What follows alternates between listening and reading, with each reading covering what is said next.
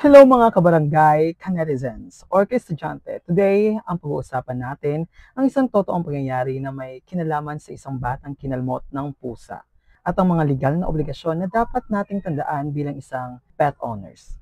One afternoon, isang bata ang bumili ng ice candy sa bahay ni Aling T. While waiting sa grills, humawak siya roon. Normal lang sa mga suki. Sa may grills, may pusa. Mukhang kalmado sa una pero bigla siyang kinalmot.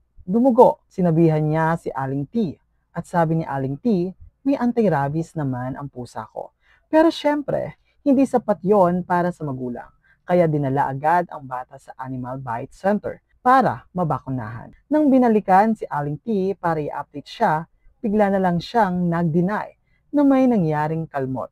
Dahil dito, ang pamilya ay nagdesisyon na idaan na lang ito sa barangay or legal process. Under Article 2183 of the Civil Code, kapag ikaw ay may alaga, whether aso, pusa, or kahit anong hayop, ikaw ang responsable kapag nakasakit ito ng ibang tao. Kahit vaccinated pa ang hayop mo.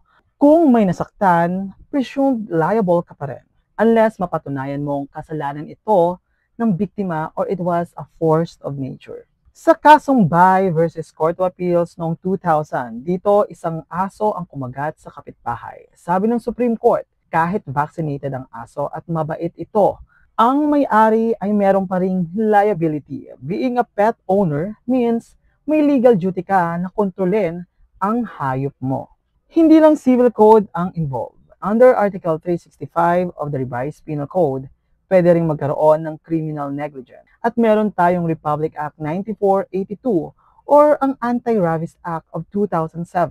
Required yearly vaccination ng alagang hayop at i-report agad sa health office pag may kinagat o kinalmot ang alaga. May fines and jail time kung di ka sumunod.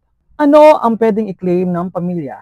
Actual damages, bayad sa bakuna, pamasahe, at check-up. Moral damages, emotional trauma ng bata, takot, stress, at kung nag-deny pa ang may-ari, gaya ng ginawa ni Aling T, maaring lumala ang kaso. Denial adds insult to injury. Mga kaibigan, tandaan natin, pet ownership is not just a privilege, it's a responsibility. Hindi sapat ang may anti-rabies na kung hindi mo akuin at pananagutan pag may naagabyado. Let's be honest, responsible, at proactive. The law exists not to punish, but to protect everyone, lalo na ang mga inosenteng bata.